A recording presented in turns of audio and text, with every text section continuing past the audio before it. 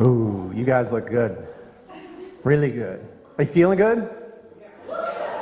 Are all the speakers feeling good? Yeah. My life changed by speaking, and my speaking journey isn't the easiest or simplest journey. And I want to share a little bit of that with you now so you see where I came from. I want to take you back, actually all the way back to when I was a little kid. And I was playing in the Minnesota snow, doing snow angels, playing King of the Hill on a 5-foot hill, and I felt like I was king of the world. I picked up a snowball and I threw it at a red stop sign and it went splat. And I was fully alive, and I ran inside and there was my mom. And I took off my 27 layers of clothes because it was Minnesota. And yeah, I got to have 27 layers. And she looked at me with concern. And she put her hand to my forehead, and I was just dripping sweat, and yet it was like 20 degrees outside. What's wrong with me? And then I heard the message over and over, never let them see you sweat. Has anyone heard that message? Show me your hands if you've heard that message. Show me your hands if that message affected you.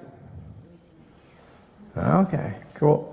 It affected me greatly. I didn't even know back then how much. It was like I didn't like hot days after that. I didn't like hot rooms. I didn't like things that would make me sweat. Now I own it. I sweat. Now the freedom was me in basketball. I was fully present in basketball. I loved it. Even though I sweat a lot, the coaches never said, don't sweat too much. They said, keep working hard, keep playing hard. But some players on the other team sometimes go, ooh, I don't want to guard him. And that didn't feel very good. But I want to take you to a moment then running up the middle school stairs. Dark, no one there. Just me, 6th grade, running up, and I was worried that I'd trip and fall. And I was a good athlete. I was worried someone would see me trip and fall. Because you know what? Someone would have seen me trip and fall. Me. Because my dad was constantly critical when I was little, and I took that, I thought he was working too hard, so I'm going to take that heavy lifting on.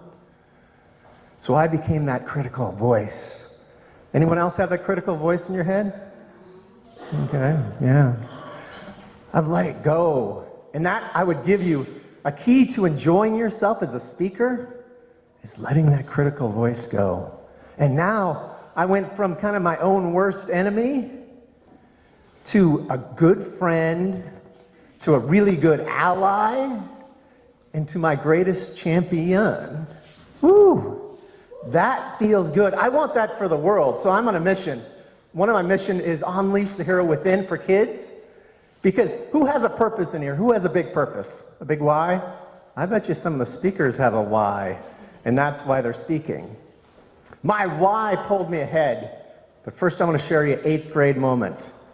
About to give a speech, and I'm shaking.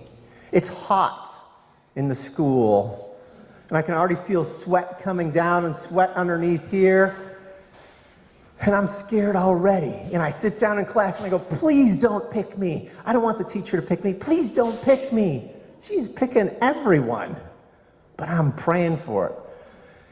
And she picks me, and I stand up, and I'm just and the sweat just pours, and my face goes blinking Rudolph red.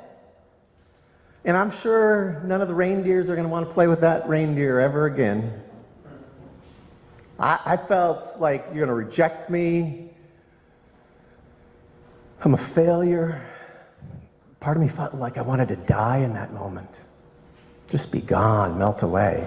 So that moment kept me from speaking so many times. So how do you let that go? I had a huge why, and you want to hear some of the crazy things I did as a speaker to get through it? Anyone want to hear? Yes. All right. I wore panty liners.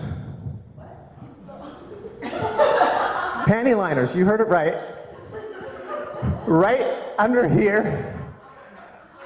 The sad thing is there was a panty liner dry island in a lake of sweat. Like, I can't win. They can't win. In my test, I tested it out. It didn't work in the test. It worked in the test because I wasn't sweating like that. I stuck an ice pack down my pants, and ooh, that was an exhilarating experience, but it still didn't really work too well. I grabbed my water bottle, and I thought I'd figured it out. I'm gonna just take a swig of this. I put it in the freezer before, and it was half frozen. And I took a swig of this water bottle because I was worried before the speech, and just big swig of it. And all of a sudden, I started talking with a numb tongue. And I knew I was talking with a numb tongue, and I go, oh my God, they hear me talking with a numb tongue. And I started to pour sweat anyway. So I've done some crazy things. I've had shirts that were the exact same shirt, so I could switch it if I needed to. All these crazy things. Now, if you can own your worst or your biggest fear, it just lets go of you, and you can do it. This speaking journey is an amazing thing. I encourage everyone to get up and speak and let that fear go so you can feel free. Free. And that feels good. I mean, really good. And I want that for everyone.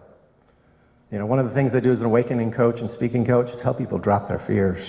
I mean, just sometimes it's easy. I don't want to drop it. Some people don't want to drop it. Oh, wow.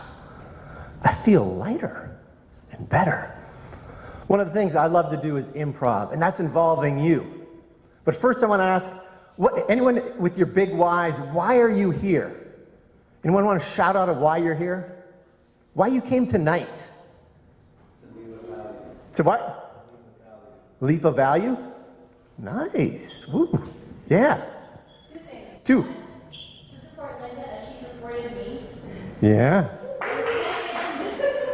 And second, and I do agree, it's to share the experience of facing fear in every moment of our life. It's free. Yeah. And that support Linda because she supported you. If you want love in the world, give love.